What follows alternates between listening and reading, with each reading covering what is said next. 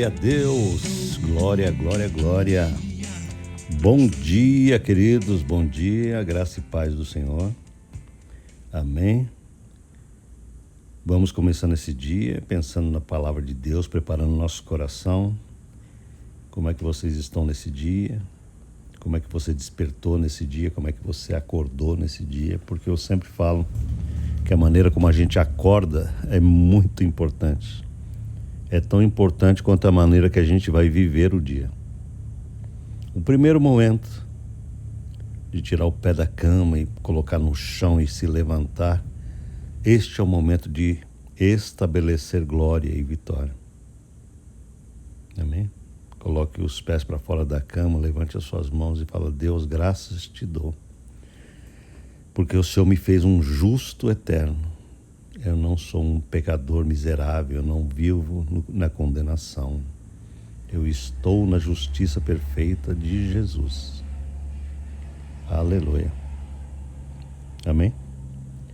Porque esse primeiro impacto quebra toda essa tendência petrificante de andar segundo a própria corporalidade, as próprias sensações fisiológicas, essa coisa externa que quer chamar a nossa atenção para tudo, né? O discípulo de Jesus Cristo, ele aprende a se despojar, a se desprender dessa corporalidade, dessa fisicalidade, dessas sensações meramente humanas e se voltar profundamente para a fé interior, para a glória do Espírito.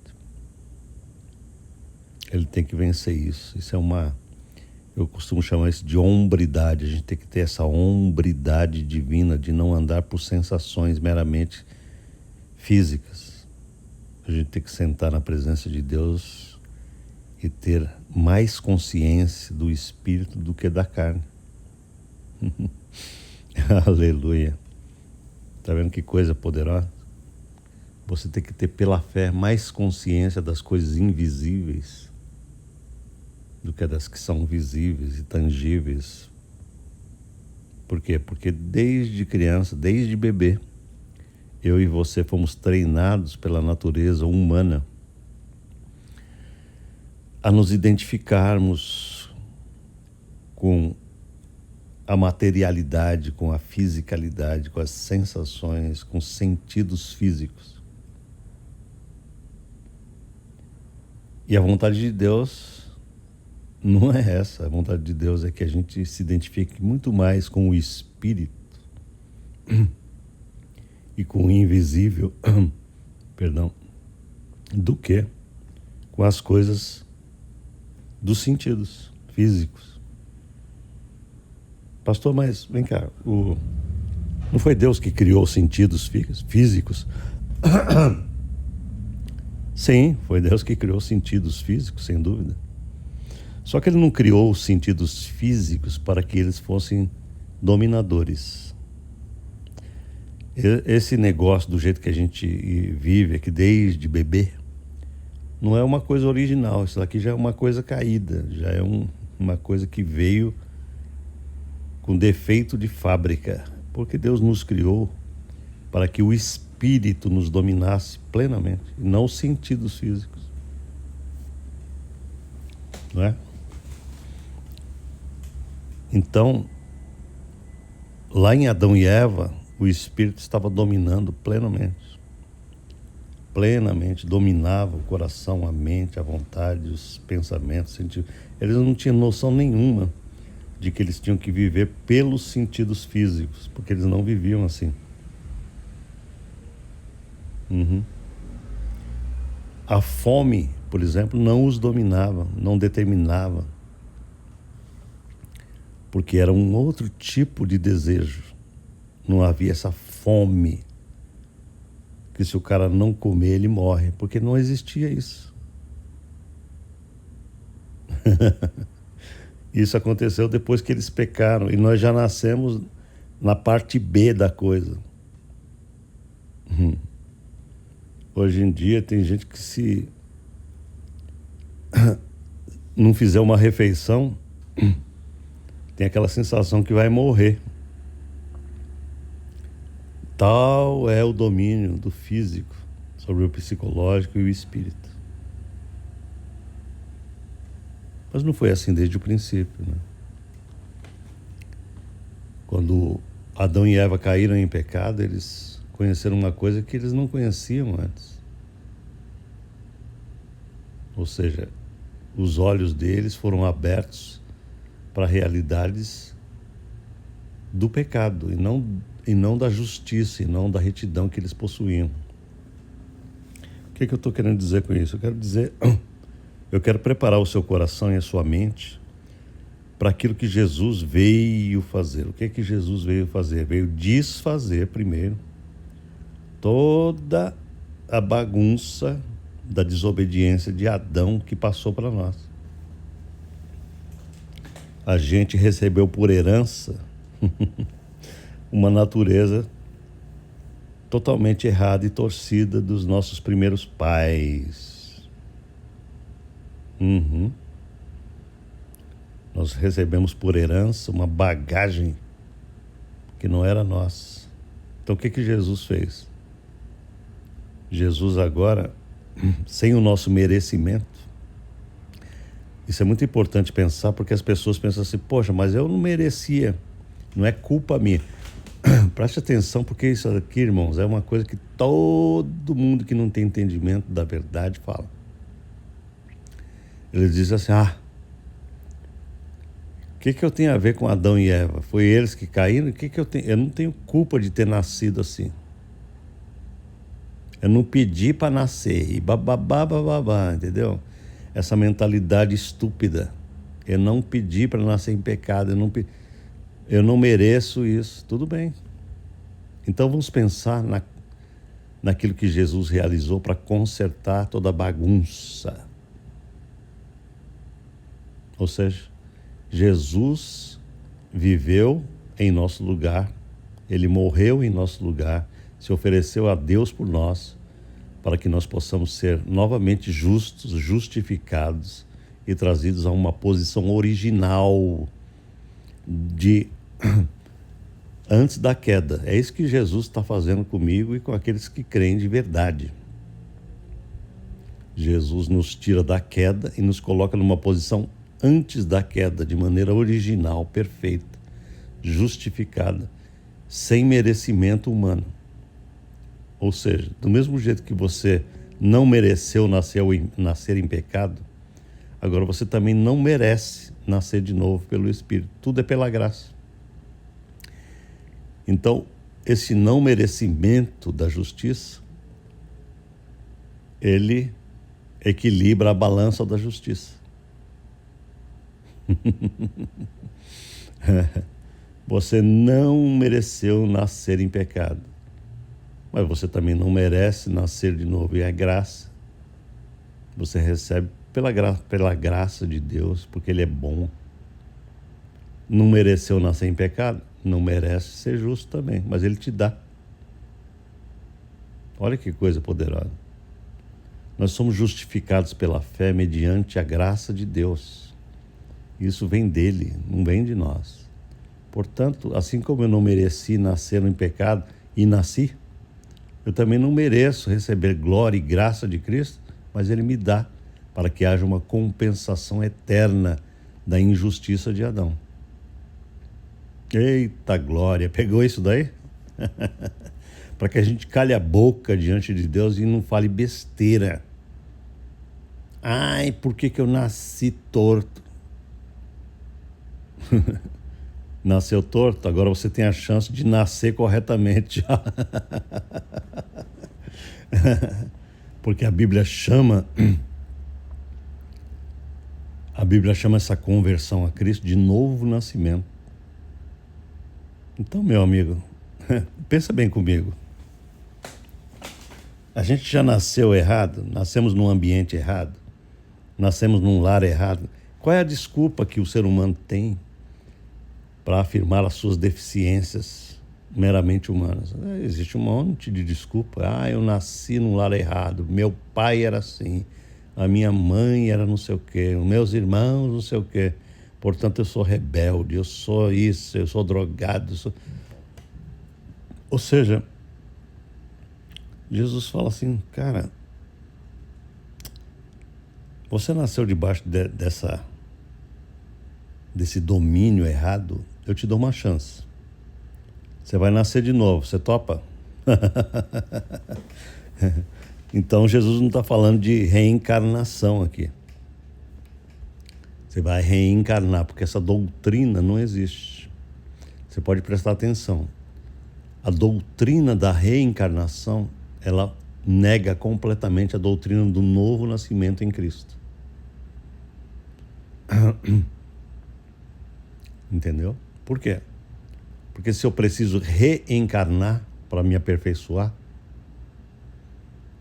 é sinal que não existe algo que pode me fazer aperfeiçoar sem ter que reencarnar.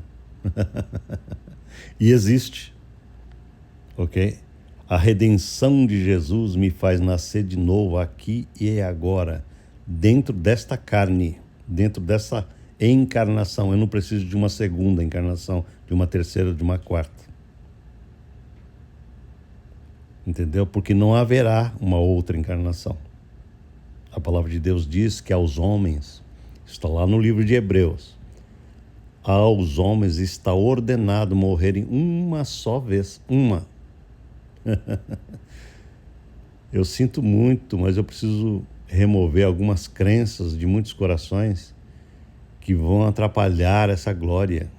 Se você acreditar nesse negócio de que você vai poder reencarnar, você não entendeu a glória de você poder nascer de novo nesta vida que você está vivendo e falar assim, Deus, esse novo nascimento me torna uma nova criatura absolutamente aperfeiçoada e justa. Aleluia. Eu não preciso encarnar 200 vidas para tentar me remover dos meus karmas, porque essa é a doutrina que se prega por aí. Não. Jesus falou assim, aquele que está em Cristo, nova criatura é nesta vida. Você não precisa de outras vidas. Você tem que decidir essa vida eterna é aqui e agora, antes de morrer. Você está entendendo? Por isso que é melhor você acreditar em Jesus Cristo. É melhor você abaixar a bola e falar, Deus, eu preciso conhecer esse negócio aí. Aleluia. Então é isso que o apóstolo Paulo diz aqui em 2 Coríntios, capítulo 5, versículos 16 e 17. Ele diz assim, assim que nós daqui por diante a ninguém conhecemos segundo a carne. Né? Ele está preparando o argumento para ensinar para você e para mim que nós que nascemos de Jesus Cristo somos uma criatura absolutamente nova, livres de Adão e Eva. Nós estamos numa nova criação. Assim como houve a primeira criação em Adão e Eva, Jesus veio realizar uma segunda e maior e mais perfeita criação nele. Aquele que está em Cristo nasceu de novo numa nova criação melhor, maior, superior, mais adequada do que aquela de Adão e Eva, aquela primeira criação. Diga glória a Deus. Fala, aleluia, graças a Deus. Porque tudo de ruim que entrou na nossa vida desde criança está associado com essa queda de Adão e Eva. Tudo. A gente, né? As nossas carências, as nossas misérias, as nossas tendências erradas, os nossos mimimis. Esse mimimi humano, essa choradeira, essa coisa da autopiedade. O que é autopiedade? É o sujeito ficar pensando, como eu sou coitadinho, olha, não sei o que. Isso tudo é um resultado da desgraça que veio de Adão e Eva. Jesus Cristo veio crucificar toda essa desgraça e falar, eu vou dar para vocês uma nova natureza, com a qual vocês vão poder se identificar todos os dias da vida de vocês até a morte. Oh, menino, isso é maravilhoso. É você acordar todo dia e falar: Senhor Jesus, me ajuda a me despir dessa casca com a qual eu nasci e me ajuda a me revestir. A Bíblia usa esses termos: se despir e se revestir. Você precisa se despir dessa natureza meramente humana, meramente adâmica que você herdou e você não merecia herdar. Mas agora, sem merecimento, você recebe também uma nova natureza, completamente gloriosa, santa, justa, perfeita, amada. Cara, esse negócio é glorioso demais. É a gente acordar de manhã e falar: meu Deus, eu quero te agradecer porque eu posso acordar nesse dia e não me associar mentalmente com a derrota. Nunca mais. Eu não preciso me identificar mentalmente com os meus defeitos de fábrica. Eu sou desorganizado. Eu sou uma pessoa tão desorganizada. Eu sou uma pessoa tão incapaz para o sucesso, para a vitória. Nós precisamos nos despojar dessas ideias errôneas, fracassadas, e falar: Deus, essa nova natureza que o Senhor me deu, ela é tão perfeita que ela me faz ser abençoado, organizado, né? Bem-sucedido, equilibrado, cheio de amor, cheio de paciência, cheio de alegria perfeita, cheio de paz e cheio dos frutos de Jesus Cristo. Aleluia.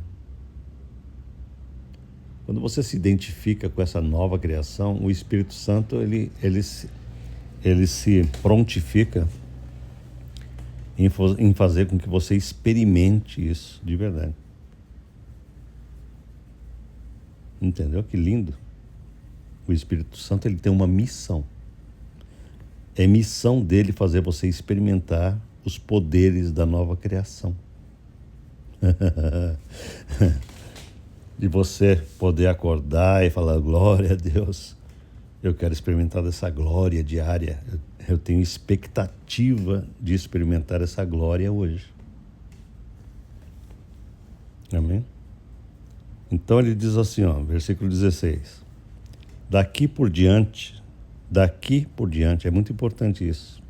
Depois que você conhece Jesus, daqui por diante, você não deve conhecer ninguém segundo a carne.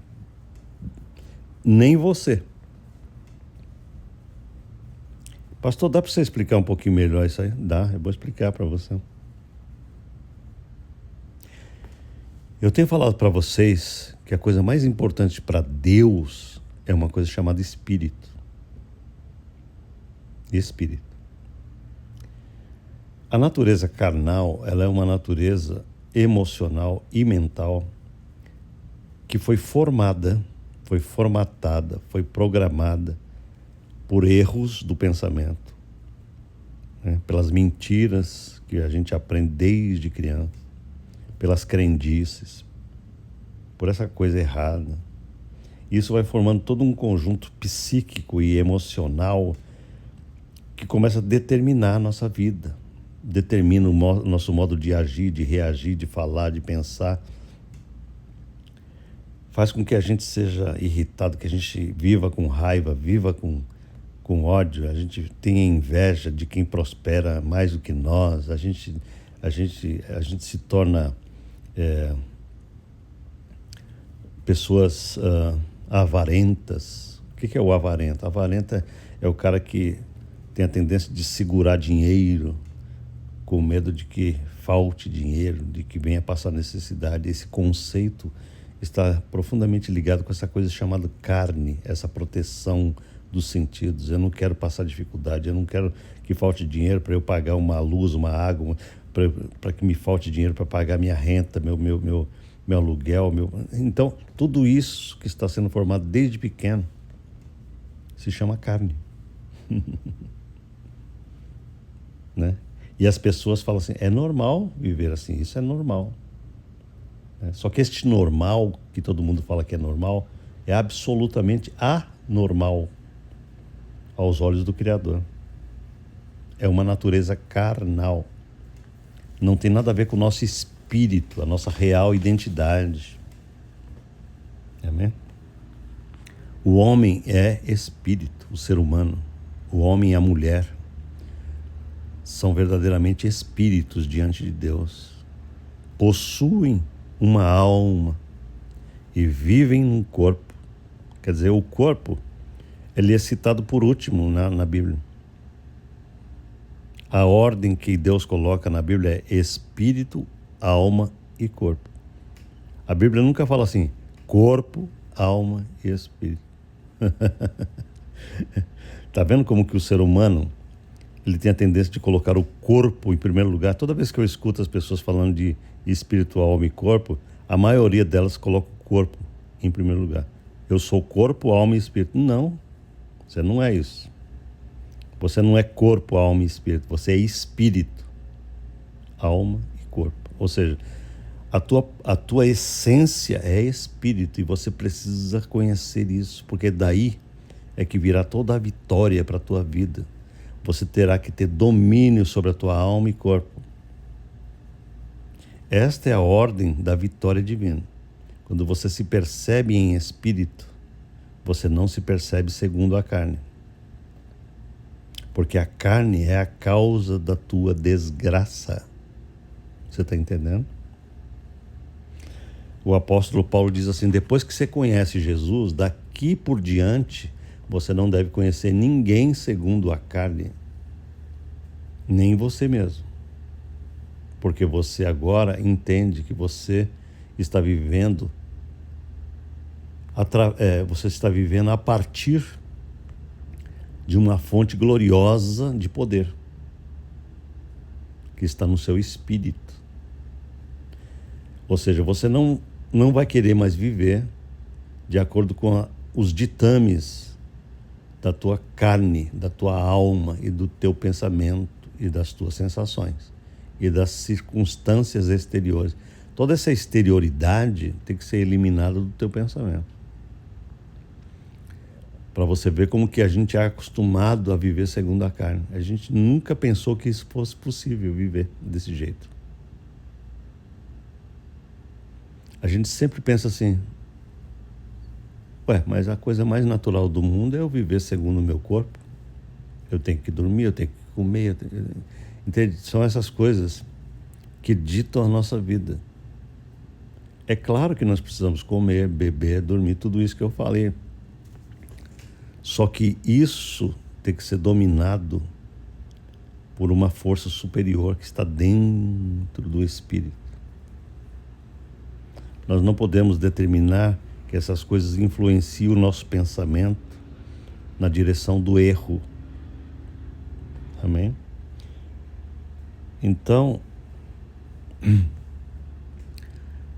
nós não devemos conhecer ninguém segundo a carne, porque se a gente olhar a carne, a gente vai olhar os comportamentos feios que essa natureza produz. Quando a gente vai evangelizar alguém, trazer a verdade divina para alguém, se a gente olhar para o comportamento das pessoas, a gente não vai conseguir levar Jesus para elas. Entende o que eu estou dizendo? Porque, de modo geral, a grande maioria da população da Terra não tem o conhecimento dessa glória.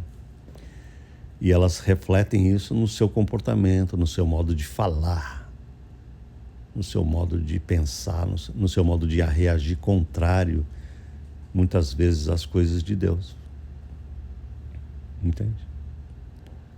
E se você olhar para essa exterioridade dela, segundo a carne, você perde uma grande oportunidade de atingir o espírito, que é a parte mais poderosa que precisa ser atingida nela. Portanto, a gente tem que ter a bênção de Deus de procurar resgatar aquele espírito que está lá dentro desse comportamento errado. Nós não podemos olhar ninguém segundo a carne.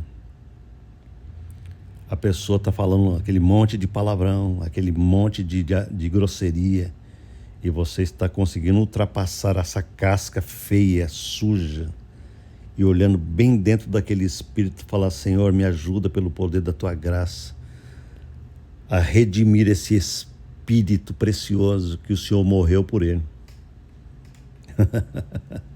Aleluia. Essa é a visão divina. Você não olha para ninguém, não deve olhar para ninguém segundo a carne, porque senão você perde a visão.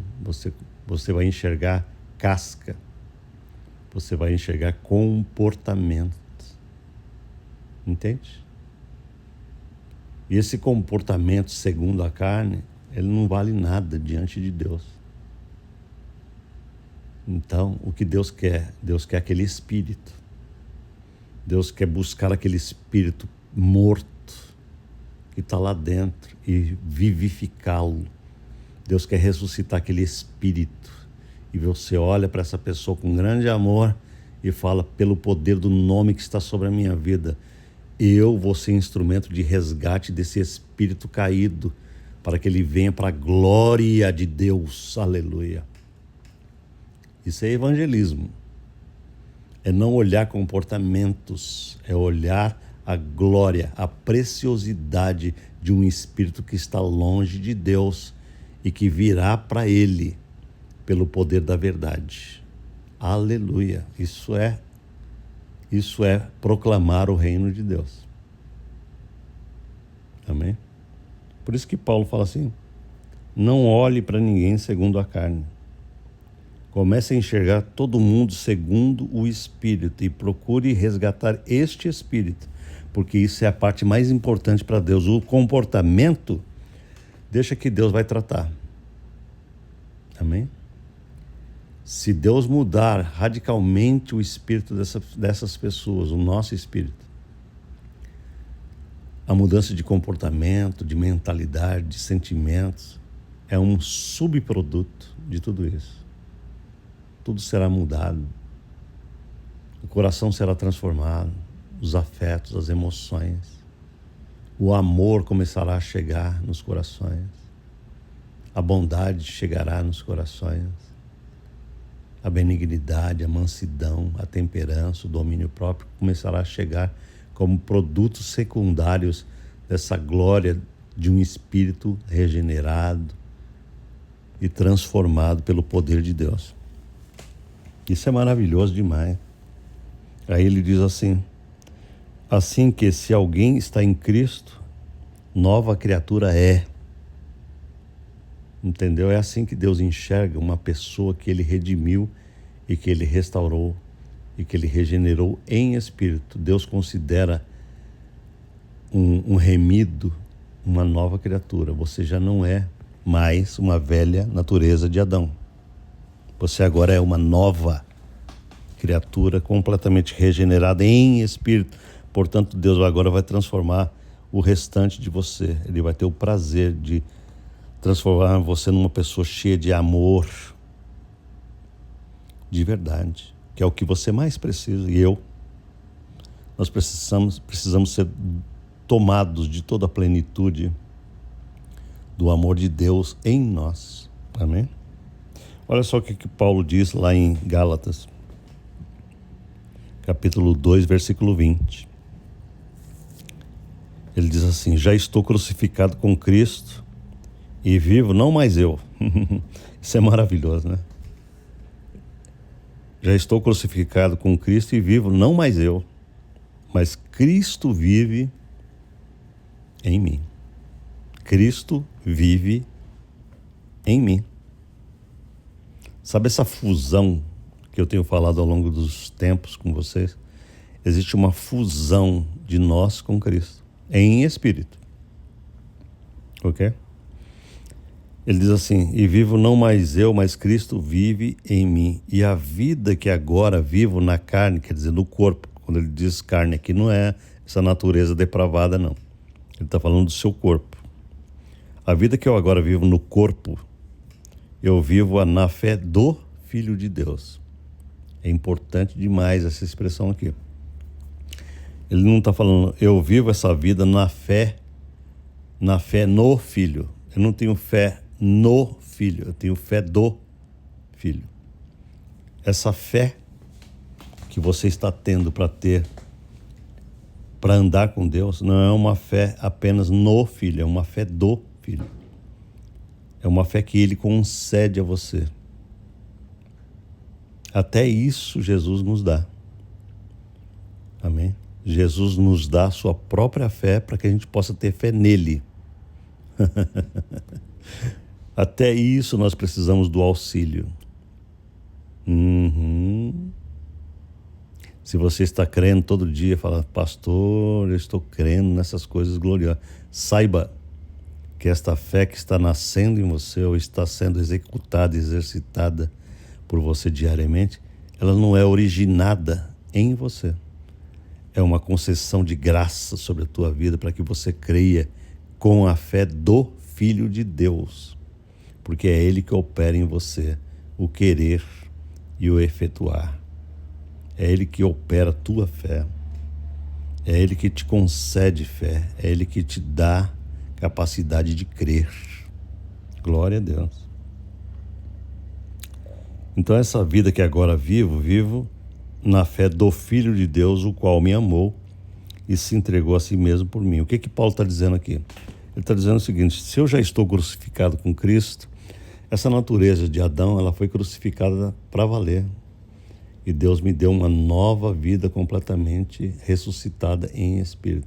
Portanto, agora é tarefa minha com Cristo renovar minha cabeça com essas verdades todo dia, para que eu me identifique nunca mais com a carne, mas com um espírito vivo e poderoso, regenerado, que Ele me deu.